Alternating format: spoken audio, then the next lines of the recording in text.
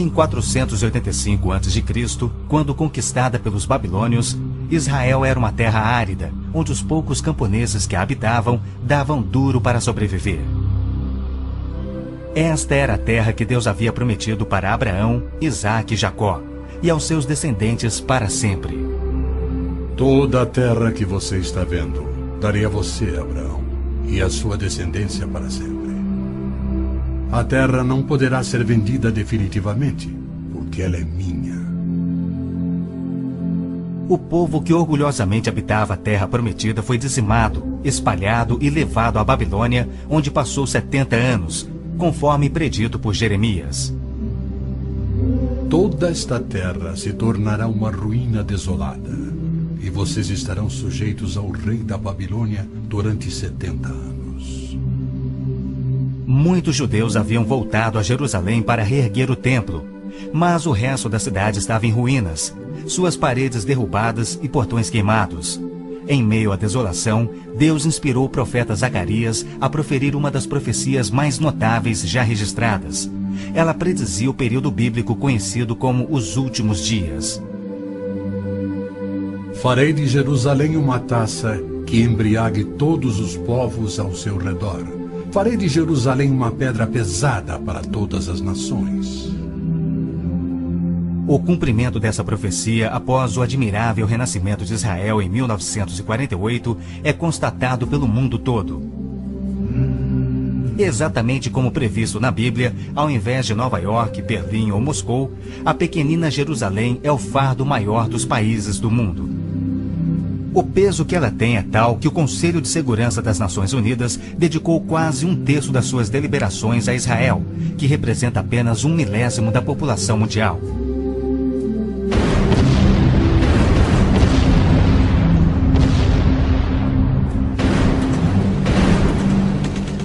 Jerusalém não seria o problema número 1 das Nações Unidas se a nação de Israel fosse facilmente intimidada, mas os seus militares são os melhores do mundo. Naquele dia farei que os líderes de Judá sejam semelhantes a um braseiro. Eles consumirão todos os povos ao redor. O Senhor protegerá os que vivem em Jerusalém.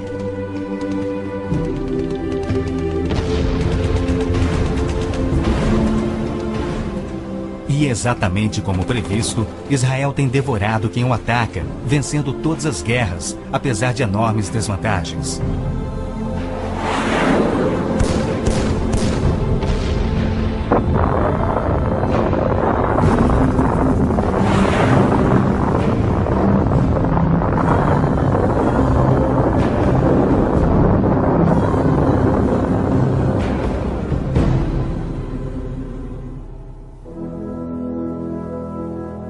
O anjo Gabriel revelou a Daniel que Jerusalém seria reconstruída e que após 483 anos viria o Messias.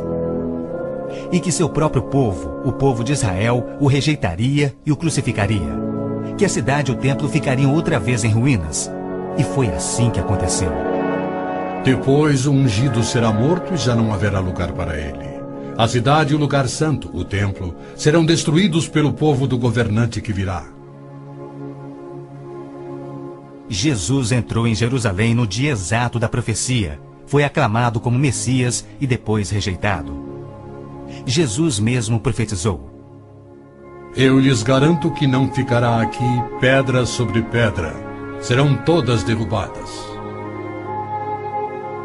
E serão levados como prisioneiros para todas as nações. No ano 70 DC, exatamente como Cristo previu, os exércitos romanos sob Tito saquearam Jerusalém, derrubaram o templo de Herodes e não deixaram pedra sobre pedra. Mais de 1 milhão de judeus foram mortos e o remanescente espalhado pelas nações. Vocês serão desarraigados da terra em que estão entrando para dela tomar posse. Então o Senhor os espalhará pelas nações, de um lado ao outro da terra. Os profetas de Israel também previram o antissemitismo, que perseguiria os judeus por toda parte. Vocês serão motivo de horror e objeto de zombaria e de riso para todas as nações. Espalhados entre as nações, os judeus têm sido odiados, perseguidos e mortos como nenhum outro povo, enquanto a estéril terra de Israel permaneceu de luto. Após sua visita em 1867, o escritor Mark Twain escreveu: Belém, a terra em que os anjos cantaram não é habitada por criatura alguma. A Palestina se recobre de pano de saco e cinzas, desolada e sem beleza. Em outra de suas profecias admiráveis, Jesus declarou: Jerusalém será pisada pelos gentios, até que os tempos deles se cumpram. Jerusalém foi disputada por todos os grandes povos da história. Babilônios a dominaram, depois os medo-persas. Alexandre o Grande tomou a Palestina para os gregos em cerca de 300 a.C.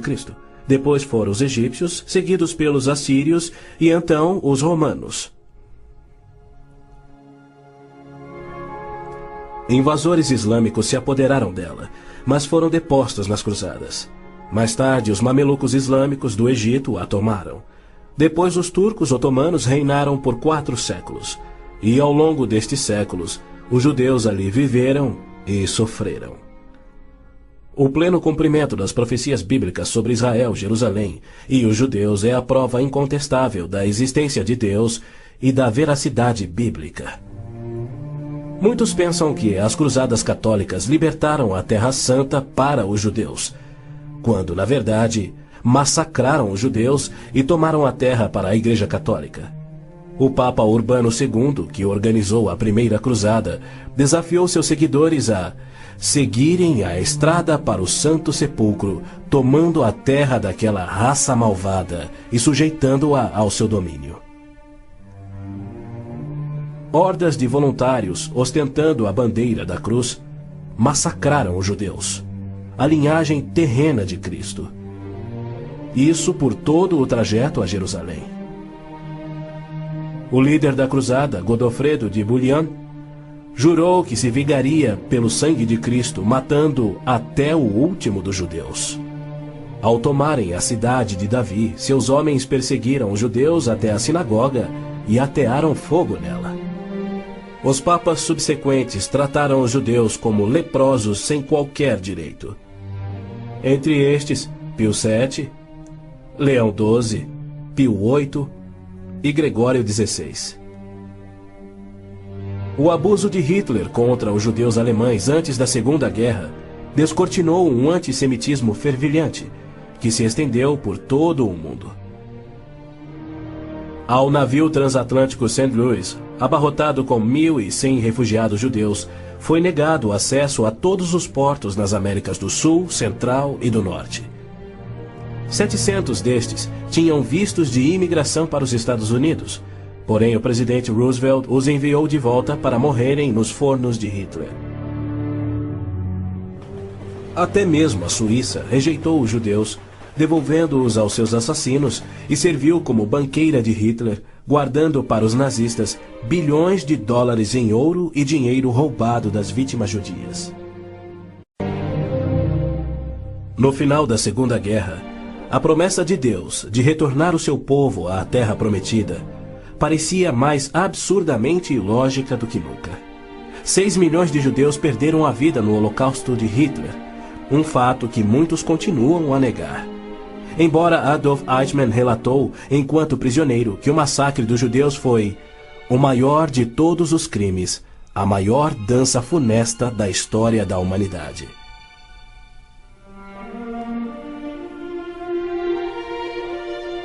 E o mais incrível é que, após a guerra, centenas dos esqueléticos sobreviventes, libertados dos campos de extermínio, foram mortos em toda a Europa. Porém, Deus não esquecera das suas promessas.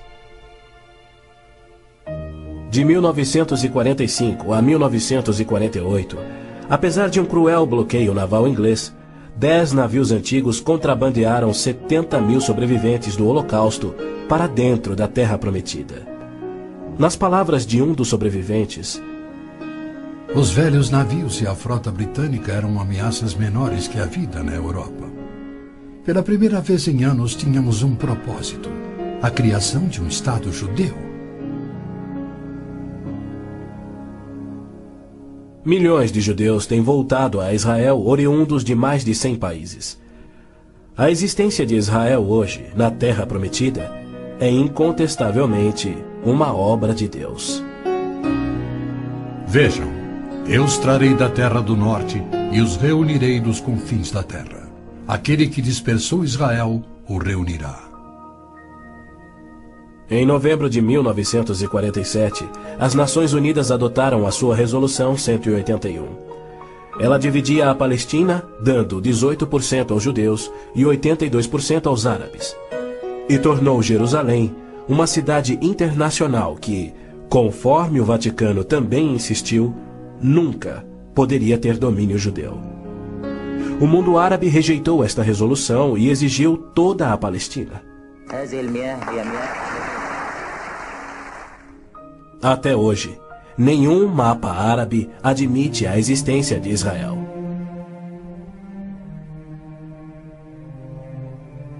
Em 14 de maio de 1948, Israel declarou sua independência. E foi imediatamente invadido por 6 nações árabes. Seus soldados eram várias vezes mais numerosos que os colonos judeus e tinham superioridade indiscutível em armas, tanques e aviões. Tendo recebido da ONU uma faixa estreita e indefensável de terra, rodeada de inimigos dispostos a exterminá-lo, Israel deveria ter sido aniquilado. Porém, para a surpresa do mundo inteiro, que torcia para os seus inimigos, os colonos israelenses derrotaram os que buscavam destruí-los, exatamente como Deus prometera. E assim tem acontecido em guerra após guerra, à medida que seus inimigos têm tentado aniquilar Israel. Sim, é isto mesmo. A aniquilação é o seu propósito declarado. Os muçulmanos têm como dever religioso a exterminação dos judeus. Eles sonham com sua destruição e promovem festividades para honrar os assassinos dos inocentes cidadãos de Israel. O fundamentalismo islâmico começa a varrer o nosso mundo. O próprio Maomé declarou: A última hora não virá antes que os muçulmanos lutem contra os judeus e os muçulmanos os matem. Mas por que a imprensa chama os terroristas muçulmanos de radicais e extremistas? Na verdade, eles apenas estão sendo fiéis ao islamismo. O Corão ordena: Não tomeis por confidentes amigos os judeus nem os cristãos. Matai os idólatras, os não muçulmanos, onde quer que os acheis. Capturai-os, acossai-os e espreitai-os. Líderes muçulmanos, religiosos e políticos ameaçam os judeus como fazia Hitler na TV, pelo rádio e alto-falantes nas ruas e nas mesquitas. Quando Gaddafi brada: a batalha de Israel será tal que Israel deixará de existir, ele fala por todos. O extermínio de Israel é transmitido aos muçulmanos desde o aleitamento. Um ministro da educação da Síria escreveu: O ódio com que doutrinamos as mentes dos nossos filhos desde o parto é sagrado. Um livro-texto de adolescentes egípcios declara: Israel não viverá se os árabes forem firmes no seu ódio. E um livro de pré-adolescentes diz: Os árabes não desistem de trabalhar em prol do extermínio de Israel. É uma loucura Israel tentar firmar acordos de paz com inimigos como estes, mas a pressão mundial o obriga a isto. Na Guerra de Yom Kippur de 1973, milhares de tanques atravessaram simultaneamente o Sinai, oriundos do Egito, e descendo o Golã a partir da Síria num ataque surpresa cuidadosamente orquestrado. As forças militares de Israel estavam todas de licença, celebrando a mais sagrada de suas festas religiosas, levando, portanto, 3 dias para que se mobilizassem. 300 mil israelenses enfrentaram 1,2 milhões de árabes. Escapando por um fio da derrota, Israel sofreu pesadas baixas. Mas, em cumprimento incontestável da admirável profecia de Zacarias, de que as tropas judias seriam como fogo que consumiria as nações vizinhas, Israel expulsou os seus inimigos. Em retaliação por ter se defendido, 61 nações romperam relações diplomáticas com Israel, enquanto nenhuma nação repreendeu os árabes por seu ataque surpresa. Este tenso e custoso estado de alerta de Israel tem sido manipulado de modo a acusá-lo de perpetrador de violência infundada contra vizinhos amantes da paz. O antissemitismo é uma força motriz da mídia mundial, que é muito influenciada pelo dinheiro do petróleo. Não se veicula nenhuma crítica aos árabes e suas repetidas ameaças de extinção de Israel. Quando Israel deportou 400 terroristas do Hamas e do Jihad Islâmico por terem matado e mutilado centenas de seus civis, foi criticado pela mídia internacional e censurado pelas Nações Unidas. Mas quando o Kuwait deportou 300 mil palestinos, em sua maioria civis inocentes, a mídia fez pouco caso e as Nações Unidas ignoraram o fato. As Nações Unidas são flagrantemente pró-árabes e contra Israel. As chamadas Forças de Paz das Nações Unidas no Líbano abrigaram terroristas da OLP, ofereceram suas instalações para treinar terroristas, forneceram equipamento militar e auxiliaram as equipes de terroristas a caminho de atacarem Israel. Quando Israel se viu pressionado a ponto de invadir o sul do Líbano para expulsar a OLP, descobriu na área das Nações Unidas estoques suficientes de armamentos para sustentarem uma invasão de 1 milhão de homens. E a maioria, incrivelmente, era avançada demais para ser operada pela OLP e era obviamente destinada a uma invasão soviética. A ONU já condenou Israel mais de 370 vezes por ter se defendido, porém nunca condenou os terroristas ou os seus agressores. 2 anos após a Olimpíada de Munique, em que a OLP assassinou 11 atletas israelenses, Arafat, o seu líder, foi convidado para falar na Assembleia Geral da ONU. E foi recebido como herói, embora clamasse pela extinção de Israel. O então secretário-geral da ONU, Boutros Ghali, declarou: Os judeus devem abrir mão de sua condição de nação e do Estado de Israel para serem assimilados como uma comunidade do mundo árabe. O Domo da Rocha, no cume do Monte Moriá, está situado no coração de Jerusalém. Esta edificação de 141 mil metros quadrados inspira paixões tão explosivas que pode ser o estopim da Terceira Guerra Mundial a qualquer instante. Foi ali que Abraão obedientemente construiu um altar e colocou sobre ele o seu filho Isaque, disposto a oferecê-lo como sacrifício a Deus. Mas Deus o impediu e proveu um carneiro para substituir a Isaque. 900 anos mais tarde, há cerca de 3.000 anos, o rei Davi comprou aquele terreno santo de Araúna, o Jebuseu, para poder edificar ali um altar a seu Deus. E foi ali que Salomão construiu o primeiro templo. Do templo judeu, destruído por 2 vezes, não resta nada. Em seu lugar se ergue o Domo da Rocha, um imenso monumento ao deus islâmico da lua, o antissemita Alá.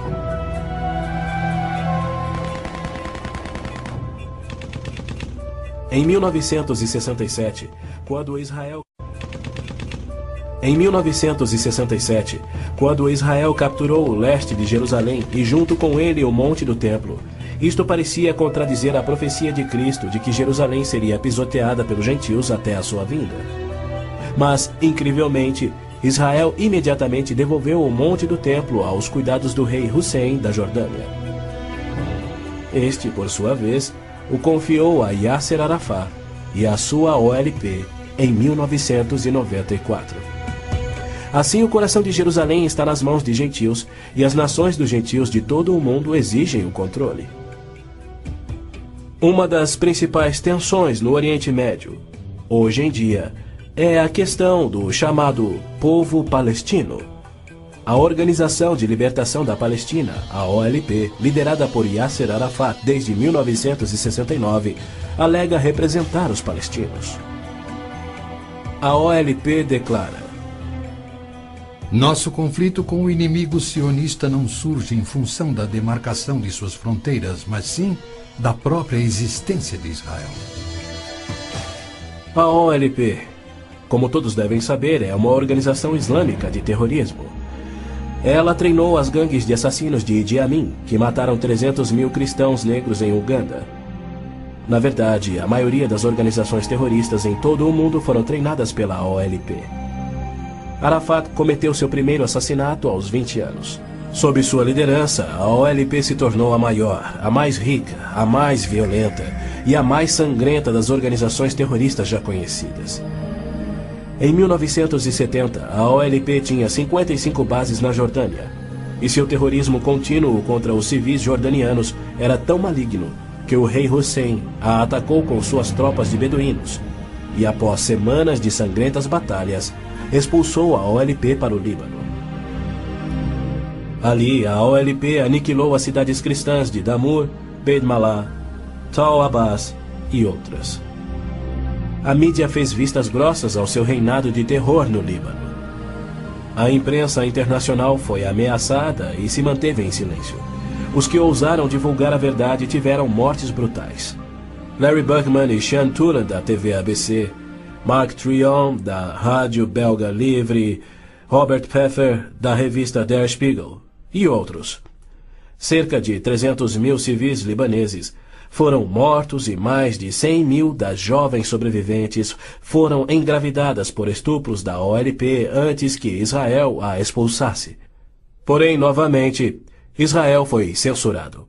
Ladies and gentlemen, Mr. Arafat, Chairman of the Executive Council of the Palestine Liberation Organization, His Excellency Yitzhak Rabin, Prime Minister of Israel, the President of the United States. Quaisquer tratados de paz com a OLP têm como propósito único enganar Israel. O modelo que os muçulmanos seguem hoje foi dado por Maomé. Em 628, ele firmou um tratado de paz de 10 anos com sua tribo Quraysh, em Meca. 2 anos mais tarde, ele atacou Meca, matando os homens e escravizando as mulheres e crianças. Arafat declarou publicamente: Em nome de Alá, eu não considero o acordo de paz entre a OLP e Israel mais do que o acordo assinado entre nosso profeta Maomé e a tribo Quraysh. A paz para nós implica na destruição de Israel. O primeiro passo é fingir a paz para ganhar territórios dentro de Israel, de onde possa lançar sua destruição final. Por incrível que pareça, Arafat e seus assassinos da OLP têm sido eximidos e celebrizados pela mídia mundial. Este criminoso, impiedoso e sadista recebeu um prêmio Nobel da Paz e é honrado como campeão da justiça em prol do oprimido povo palestino. Palestinos? Nunca houve palestino, seja povo, nação, língua, cultura, religião ou economia. As alegações de serem descendentes de um povo palestino que supostamente habitou uma terra chamada Palestina por milhares de anos não passa de uma mentira intencional. A terra era chamada Canaã e era habitada por cananeus. E o que fora Canaã tornou-se a terra de Israel quando Deus a entregou ao seu povo. Porém, uma história revisada que oculta a verdade é promovida nas melhores enciclopédias e livros, incluindo publicações cristãs. Aqueles que hoje se denominam palestinos são árabes, por berço, língua, religião islâmica e cultura. A origem do termo Palestina provém dos filisteus, os arqui-inimigos do antigo Israel. Em 130 d.C., os romanos reconstruíram Jerusalém como uma cidade pagã, tendo um templo de Júpiter no lugar do templo judeu.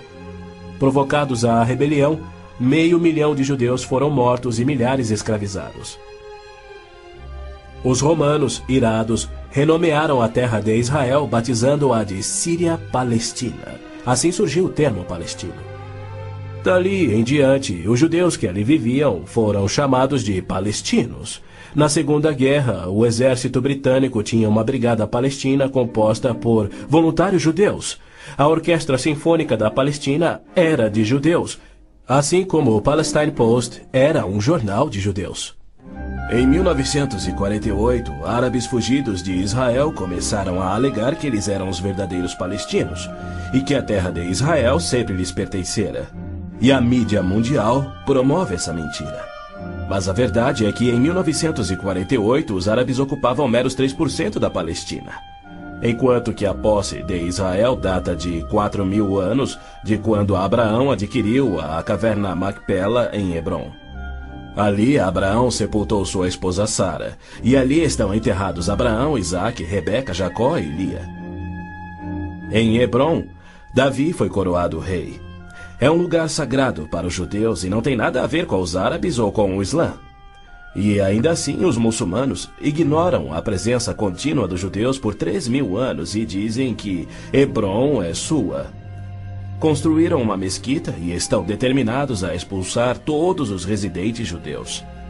Há meio século, o mundo convive com o problema de centenas de milhares dos autodenominados refugiados palestinos da guerra pela independência em 1948.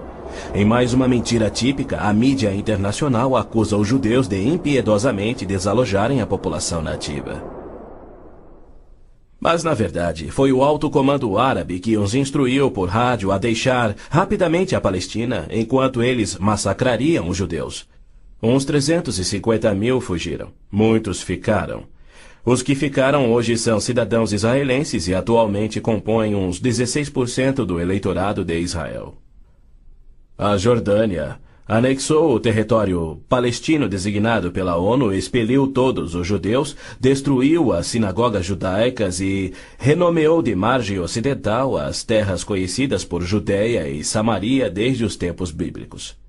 Apesar dos milhões de dólares em jazidas de petróleo e uma área terrestre 700 vezes maior do que a de Israel, as nações árabes se recusam a aceitar quaisquer refugiados de 48 e a dar-lhes vida normal. Somando milhões devido à sua alta taxa de natalidade, hoje eles são restritos a vergonhosos acampamentos de refugiados em Gaza, Jordânia, Líbano, Síria e na margem ocidental. Estes infelizes são mantidos assim para que seu infortúnio seja exibido como propaganda. Por outro lado, o recém-formado Estado de Israel, cuja população somava 600.000, absorveu rapidamente 820.000 refugiados judeus que fugiam das terras árabes, onde por 13 séculos, desde o advento do islamismo, eram sujeitados a surras e cusparadas nas ruas e mercados. Centenas foram brutalizados ou mortos pelos muçulmanos em surtos imprevisíveis de violência e tiveram suas posses confiscadas. O renascer de Israel propiciou um refúgio acolhedor para o qual fugiram. Israel já assimilou milhões de imigrantes. Mais de 1 milhão de refugiados ficaram sob o domínio de Israel nos acampamentos em 1967, na Guerra dos 6 Dias. Israel lhes oferece terras estatais, eletricidade, água, esgoto, pavimentação e escolas, e já construiu 9 complexos residenciais para abrigar 10.000 famílias. As nações árabes, incrivelmente, se opõem ao auxílio que Israel oferece aos seus refugiados. Ainda mais incrível é que as Nações Unidas adotam anualmente as seguintes surpreendentes resoluções. A Assembleia Geral exige que Israel desista da reintegração dos palestinos na faixa de Gaza. A Assembleia Geral conclama novamente a Israel para que se retraia de quaisquer ações destinadas à reintegração dos refugiados palestinos. Se formos analisar a história, Jerusalém sempre foi a capital de Israel e seus reis. Hoje em dia, cedia ao seu parlamento. Porém, embaixadas estrangeiras se situam em outros pontos. Segundo o ministro das Relações Exteriores do Vaticano, em visita a Israel em 98, a presença de Israel no lado oriental de Jerusalém constituía uma ocupação ilegal. Em março de 1999, Israel foi advertido que a União Europeia não reconhecia a sua soberania sobre Jerusalém. Numa bula papal do Jubileu de 2000, o Papa João Paulo II rejeitou novamente a soberania israelense sobre Jerusalém. Em fevereiro de 2000, o Vaticano assinou um acordo com a OLP, no qual se pedia garantias internacionais de que Jerusalém fosse mantida sob controle internacional. Os maiores inimigos de Israel são o Islã e o catolicismo romano. João Paulo II tem calorosamente recebido o fascínora Yasser Arafat, diversas vezes, até mesmo quando estava no auge de sua carreira como um dos assassinos e criminosos mais notórios do mundo. É claro que João Paulo II tem piamente condenado o antissemitismo, como lhe cabe fazer. Porém, ele se limita a se desculpar por atos cometidos por filhos e filhas da Igreja. E ele nunca, jamais, admitiu que os judeus e evangélicos martirizados na Inquisição o foram por política oficial da Igreja e seus papas. Roma insiste até em nossos dias que os católicos e não os judeus são o povo escolhido por Deus. Por exemplo, em 1928, um decreto do Vaticano se referia aos judeus como povo anteriormente escolhido por Deus.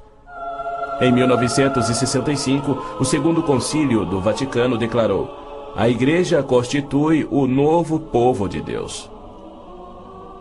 A Roma Católica se denomina a Cidade Santa, a Cidade de Deus, a Cidade Eterna. Títulos que Deus deu a Jerusalém. O interessante é que, ao invés de repreender Arafat por sua paixão por aniquilar Israel e suas crenças islâmicas anticristãs, o Papa aceitou seu convite para estar com ele em Jerusalém, celebrando a quem chamou de o nosso Jesus Cristo, entre aspas. Nosso Jesus Cristo? Segundo Arafat, Jesus foi um palestino que lutava contra Israel por sua liberdade, e o Papa apenas sorriu e o abençoou.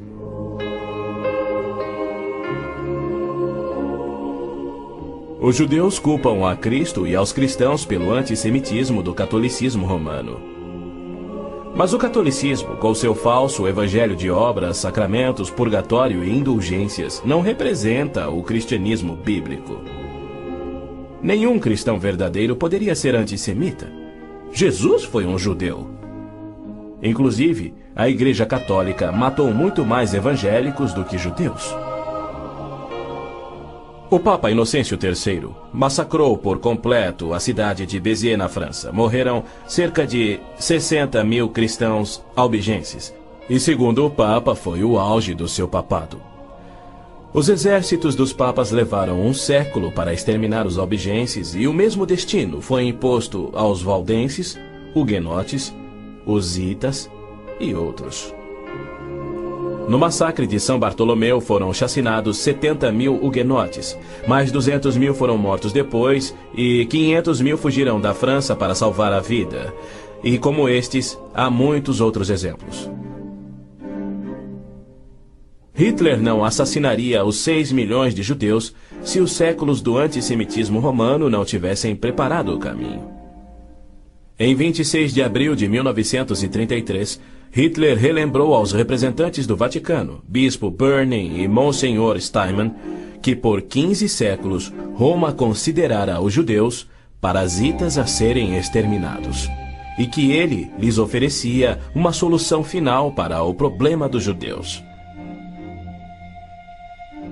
Antes de se tornar o Papa Pio XII, o cardeal Eugênio Pacelli, núncio papal da Alemanha, entregou dinheiro do Vaticano a Hitler para formar o partido nazista. Ao se tornar Papa, Pacelli enviou uma mensagem de apoio ao Führer.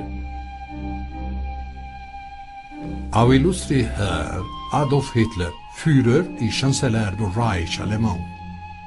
É com grande prazer que recordamos os muitos anos passados na Alemanha como núncio apostólico, ocasião em que fizemos de tudo para estabelecer relações harmoniosas entre a Igreja e o Estado.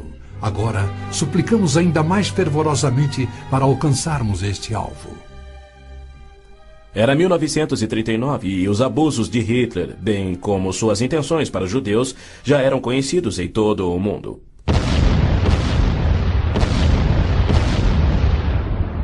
Foi em janeiro daquele ano que Hitler declarou que a guerra resultaria na, abre aspas, exterminação da raça judaica, fecha aspas. Die Völker noch einmal in einen Weltkrieg zu stürzen, dann wird das Ergebnis nicht der Sieg des Judentums sein, sondern die Vernichtung der jüdischen Rasse in Europa. Após 4 anos, em 22 de junho de 1943, enquanto pairava a fumaça de judeus incinerados nos céus da Europa, O Papa Pio XII, em contraposição à promessa de Deus, escreveu ao presidente Roosevelt tentando dissuadi-lo de tornar a Palestina em terra judia. Não existe precedente histórico para justificar o regresso de um povo a uma terra deixada 19 séculos antes. Se os hebreus desejam um lar, não seria muito difícil encontrar um território que lhes sirva melhor que a Palestina. Com o aumento da população judaica naquela região, graves novos problemas surgiriam. Sem precedente histórico, Deus o havia prometido. Pio XII nunca condenou o Holocausto em público. Tampouco buscou dissuadir Hitler do seu intento de aniquilar os judeus. Porém, ele se manifestou, de forma bem enfática, contra o regresso dos judeus à terra de Israel, que Deus lhes dera como herança eterna. Do mesmo modo, Pio X declarou em 1904: Não podemos reconhecer os judeus como povo. Em 1919, o cardeal Pietro Gasparri, secretário de Estado do Vaticano, escreveu: O perigo que mais nos amedronta é o da criação de um Estado judaico na Palestina. E quanto ao Islã, esta religião de violência tem sempre forçado conversões pela espada. Após a morte de Maomé, a maioria dos árabes abandonou o Islã, dando origem às famosas guerras da apostasia. Abu Bakr, o primeiro califa a suceder Maomé, matou dezenas de milhares de ex-muçulmanos buscando reimplantar o Islã. Até o início do século VIII, os ferozes guerreiros do Islã haviam tomado a maioria do Oriente Médio, muito da África e haviam quase conquistado a Europa. A violenta natureza do Islã é vista ainda hoje em multidões bradando "Allah é grande" e infligindo terror e morte sobre os não-muçulmanos. O Islã está por trás da maior parte do terrorismo no mundo. Hoje em dia, multidões muçulmanas periodicamente massacram milhares de cristãos, queimando e saqueando as suas terras.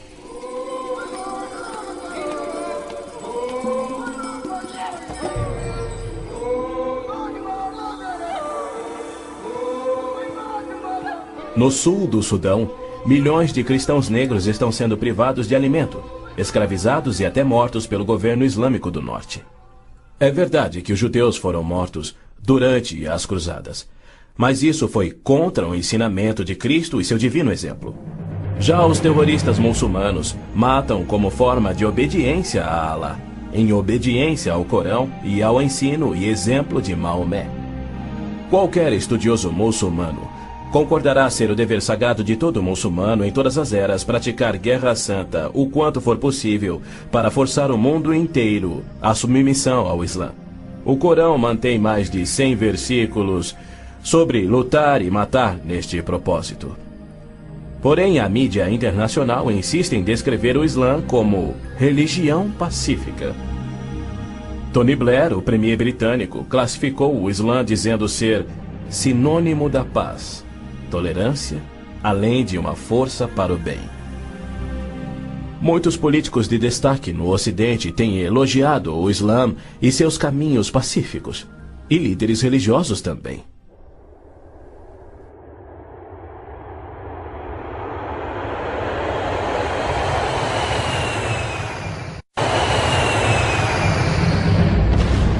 Os inusitados atos de guerra praticados por terroristas contra os Estados Unidos em setembro de 2001 resultaram em declarações de políticos que diziam ser necessário distinguir entre terrorismo causado por grupos extremistas, fanáticos, e a religião islâmica em si, que é pacífica. O escritor Tom Clancy disse que o Islã, como religião, não promove a violência. Uma declaração incrível frente aos ensinos contidos no Corão, os de Maomé, e a violência contínua que historicamente caracteriza o avanço do Islã. Esta é a visão romântica do Islã que encoraja o terrorismo. Para esses criminosos, Arafat é a prova viva das recompensas conferidas aos que aspiram ao terrorismo. Ele é o mais vil e bem-sucedido terrorista da história. A OLP detinha o recorde do maior sequestro aéreo, 4 aeronaves numa única operação, apenas igualado em 2001. o maior número de reféns, 300 pessoas na mesma operação e outros recordes que se mantêm até hoje. O número de pessoas baleadas num aeroporto, o maior resgate pago, 5 milhões de dólares pagos pela Lufthansa. A maior diversidade de alvos, 40 aeronaves de passageiros civis, 5 navios de passageiros, 30 embaixadas ou missões diplomáticas, além de incontáveis fábricas, depósitos de combustível, etc, etc, etc. Ao invés de ser julgado como réu em corte internacional, assim como os nazistas e líderes sérvios, os sangrentos atos de Arafat atraíram a ONU, a União Europeia e incontáveis líderes políticos e religiosos para o seu lado contra Israel e lhe outorgaram o Prêmio Nobel da Paz. O que confere a pilotos habilidosos a coragem e o ímpeto de se apoderarem de jatos comerciais e arremetê-los contra edifícios civis ou militares. Ou outros que se suicidam explodindo ônibus em Tel Aviv. Somente uma coisa: a garantia islâmica do paraíso para os que morrem na jihad. Aos mártires, o Islã promete um palácio de marfim contendo 70 mansões, cada mansão contendo 70 casas e em cada casa uma cama com 70 lençóis. E em cada lençol uma linda virgem que recupera sua virgindade a cada vez que o mártir a possui. Lhe é prometido que o seu apetite para o sexo e alimento será igual ao de 100 homens. Os meninos muçulmanos ouvem essa promessa desde a infância. Ela lhes confere a coragem inconsequente que os faz treinar e executar ações terroristas suicidas para infligir morte e destruição sobre os chamados inimigos de Alá. Quando este mundo reconhecerá que o Islã é que é o culpado? E quando os muçulmanos que desprezam o terrorismo perceberão estarem seguindo uma religião terrorista, conforme a história comprova? Os muçulmanos têm continuamente se torturado, se combatido e se matado. Nos 8 anos de guerra entre o Irã e o Iraque, foram usados milhares de toneladas de gás venenoso e as mortes somaram mais do que as da Primeira Guerra Mundial. Nos territórios da OLP tomados de Israel, não há liberdade de consciência, de expressão, de religião ou de imprensa e nem voto democrático. E isto caracteriza todos os países islâmicos. Na Arábia Saudita, no berço do islamismo, não se admitem judeus. Cidadania é privilégio muçulmano. É vedada a construção de templos que não sejam islâmicos e, segundo a lei universal do islamismo, a pena de morte é oficial e é destinada ao muçulmano que se converte a qualquer outra religião. Não se pode carregar uma Bíblia nas ruas da Arábia Saudita ou realizar estudo bíblico em seu próprio lar. Mas o Islã é a religião que mais cresce no Ocidente. Na Inglaterra, congrega-se mais em mesquitas do que em templos cristãos. Da mesma forma, muitas mesquitas nos Estados Unidos têm contato com bases secretas de treinamento terrorista para que a Jihad faça da América um país islâmico. O Islã rejeita o Deus da Bíblia e nega a divindade de Cristo ou que ele morreu por nossos pecados, alegando que um discípulo sósia tomou o lugar de Cristo na cruz e que Cristo foi levado vivo ao céu e que deverá voltar a esta terra para morrer um dia. O cristianismo deve ser subjugado pela força. O Corão diz: matai os idólatras, os não muçulmanos. Onde quer que os acheis, espreitai-os. Combatei aqueles que não creem em Alá. Observem bem, assim é o Islã. Porém, segundo Robert Schuller, se ele voltasse daqui a 100 anos e descobrisse que seus descendentes eram muçulmanos, ele não se importaria. Ele pregou sua mensagem de Natal em 99 na grande mesquita de Damasco, segurando a mão do grão mufti islâmico. Mais tarde, quando entrevistado por Larry King, Schuller disse animadamente ter sentido a afinidade espiritual além de uma concordância de fé e filosofia, e se referia a esse líder muçulmano anticristão. A Bíblia diz que Deus deu a terra prometida ao seu povo escolhido, os judeus. Já o Islã diz que Alá deu estas terras aos árabes. Assim se desdobra um tremendo conflito entre o Deus de Abraão, Isaque e Jacó, que ama os judeus, e o Deus de Maomé, que odeia os judeus e pede a sua destruição.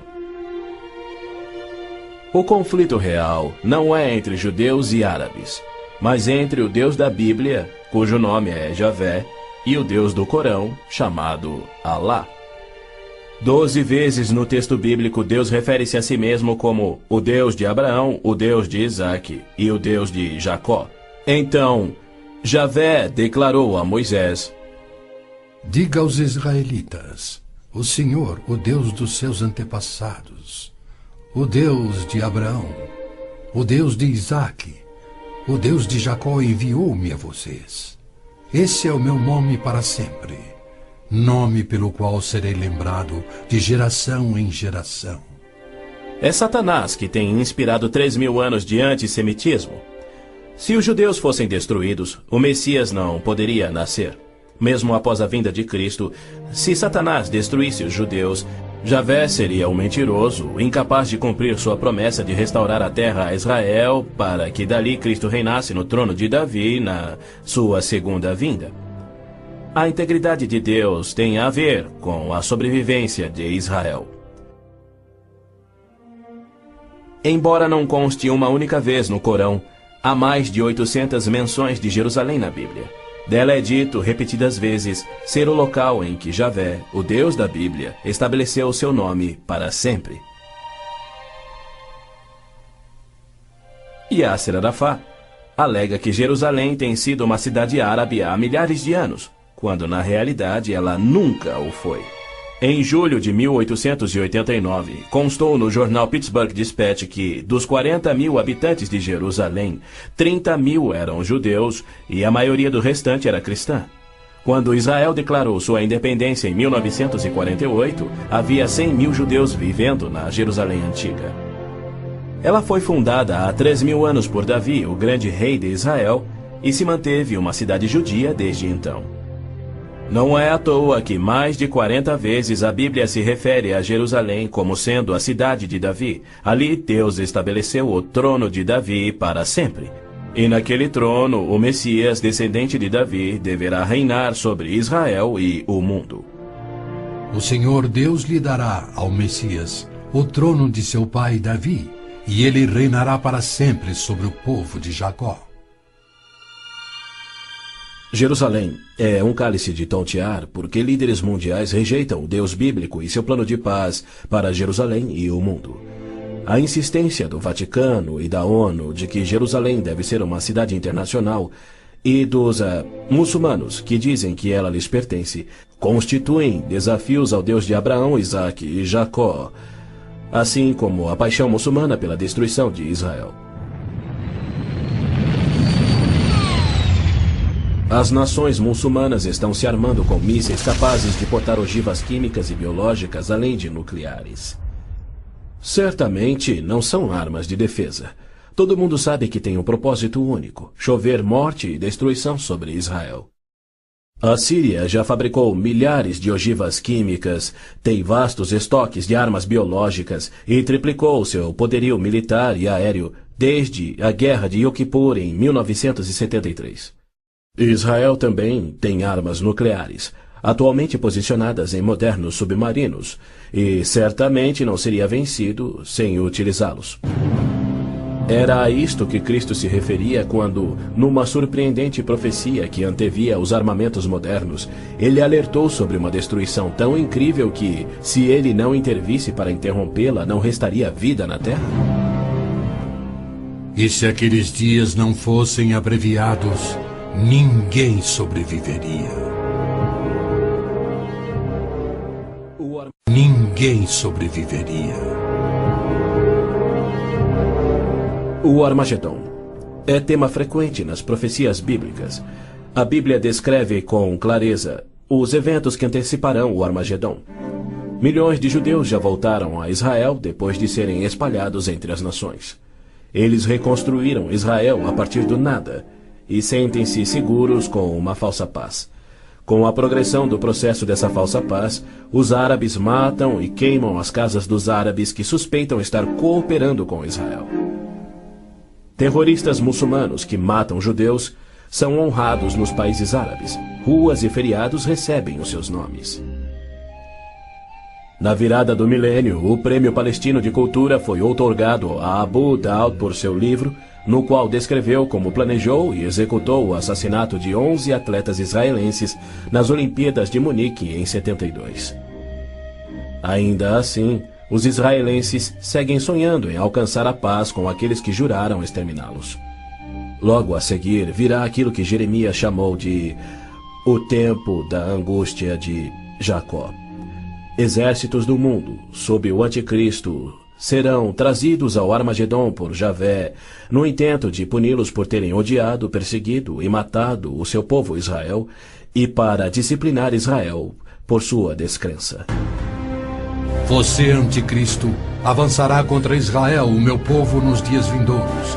Trarei você contra a minha terra para que as nações me conheçam, e todas as pessoas da face da terra tremerão diante da minha presença.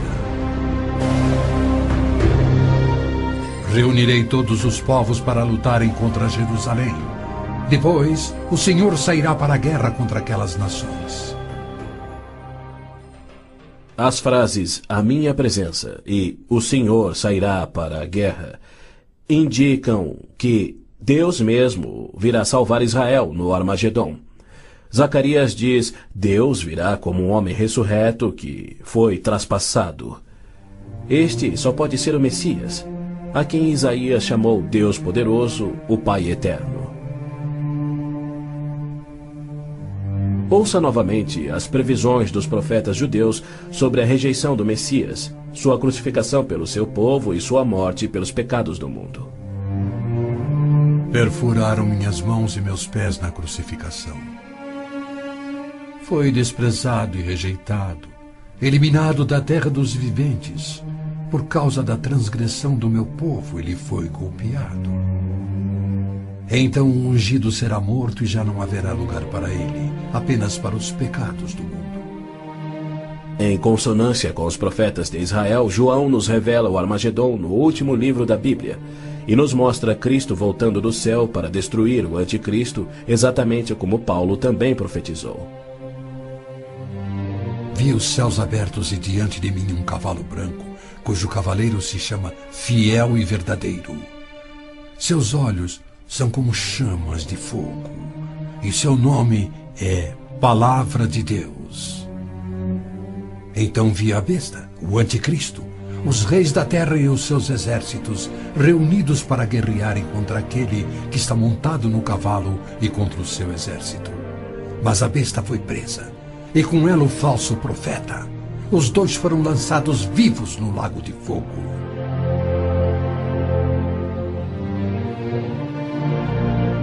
Antes do Armagedon, o anticristo irá confirmar um pacto de 7 anos, garantindo uma falsa paz entre árabes e judeus. Prometerá segurança a Israel, permitirá que Israel reconstrua o templo e reinicie os sacrifícios de animais, após um intervalo de mais de 1900 anos. O anticristo quebrará seu pacto, cessará os sacrifícios, colocará a sua imagem no templo, declarando ser Deus e exigindo ser adorado. Os que se recusarem morrerão. Com muitos ele fará uma aliança que durará uma semana. No meio da semana ele dará fim ao sacrifício e à oferta. Então será revelado o homem do pecado, chegando até a assentar-se no santuário de Deus, proclamando que ele mesmo é Deus. Foi-lhe dado poder para fazer que fossem mortos todos os que se recusassem a adorar a imagem. A que semana Gabriel se referia? Quando isso acontecerá?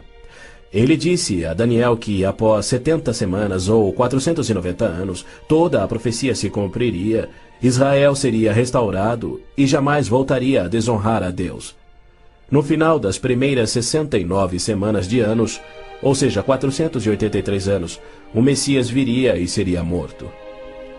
O tempo seria contado a partir da data em que o rei da Babilônia concedeu a autorização para a reconstrução de Jerusalém. A partir da promulgação do decreto que manda restaurar e reconstruir Jerusalém, até que o ungido, o líder, venha, haverá 7 semanas e 62 semanas. Neemias diz ter recebido autorização para a reconstrução de Jerusalém no mês de Nissan do 20º ano do rei Artaxerxes, ou seja, em 445 a.C. No domingo, 6 de abril de 32 DC, dia em que se completavam exatos 483 anos, hoje o chamado Domingo de Ramos, Jesus entrou em Jerusalém. Não num cavalo branco, conduzindo uma insurreição contra Roma, como os autoproclamados messias tentaram e os judeus queriam, mas num jumento, humildemente trazendo a salvação dos pecados, conforme Zacarias havia predito. Alegre-se muito, cidade de Sião. Exulte, Jerusalém. Eis que o seu rei vem a você, justo e vitorioso, humilde e montado num jumento, um jumentinho, cria de jumenta. Foi no dia 10 de Nissan, que era o dia em que os cordeiros pascais eram tirados do rebanho, que Jesus entrou em Jerusalém e apresentou ele mesmo ao seu povo. 4 dias mais tarde, quando Israel sacrificava os cordeiros, ele, o Cordeiro de Deus, cravado numa cruz, se entregou pelos pecados do mundo, cumprindo a profecia de Moisés. No 14º dia do mês, quando toda a comunidade de Israel irá sacrificar o cordeiro ao pôr do sol. É fato histórico indiscutível que Jesus entrou em Jerusalém num jumento no dia profetizado, foi aclamado como Messias, foi rejeitado por Israel e crucificado conforme os profetas haviam predito. Como resultado, foram postergados os planos que Deus tinha para Israel na 70ª semana de Daniel. Hoje vivemos na época que Cristo chamou de Tempos dos Gentios, pois Jerusalém é uma cidade internacional dominada por não-judeus.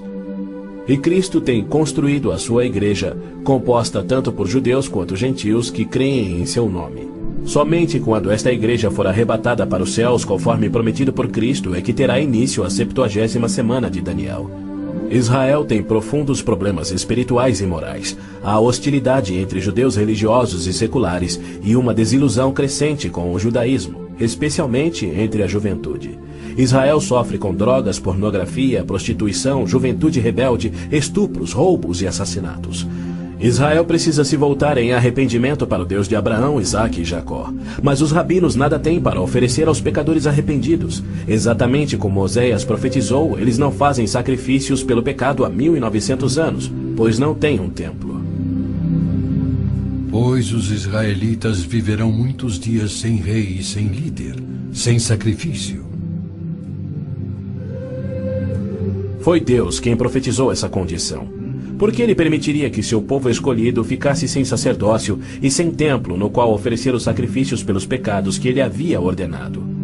Isso só faz sentido se o sacrifício de Cristo na cruz cumpriu todos os sacrifícios do Velho Testamento que já não são mais necessários.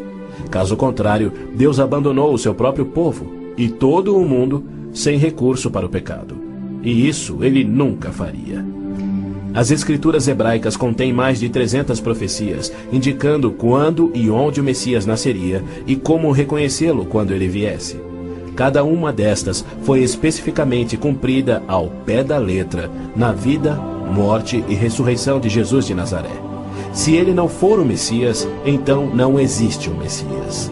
Pois foi Cristo que, no dia exato, revelado pelo anjo Gabriel a Daniel, entrou em Jerusalém num jumento, foi aclamado Messias, depois rejeitado e crucificado conforme profetizado. Segundo as escrituras do próprio povo de Israel, aqueles que esperam a primeira vinda do Messias já estão atrasados em 1900 anos. A única esperança de Israel está na sua segunda vinda, e podemos ter certeza de que, havendo gerado a nação de Israel, Deus irá cumprir o seu propósito. Havendo gerado a nação de Israel, Deus irá cumprir o seu propósito. Pois ele declara: Pode uma nação nascer? Acaso faço chegar a hora do parto e não faço nascer, diz o Senhor? Acaso fecho o ventre? Tragicamente, muitos judeus só crerão no seu Messias no Armagedon. Quando Javé aparecer em pessoa para salvar Israel da destruição pelos exércitos, Eles reconhecerão finalmente ser o Messias, aquele que foi traspassado e morto pelos seus pecados e que ressuscitou como o próprio Messias predito pelos seus profetas, a quem rejeitaram. Então todos os judeus ainda vivos irão crer. Mas para todos aqueles, judeus e gentios, que morrerem sem crer nele, tragicamente não restará esperança.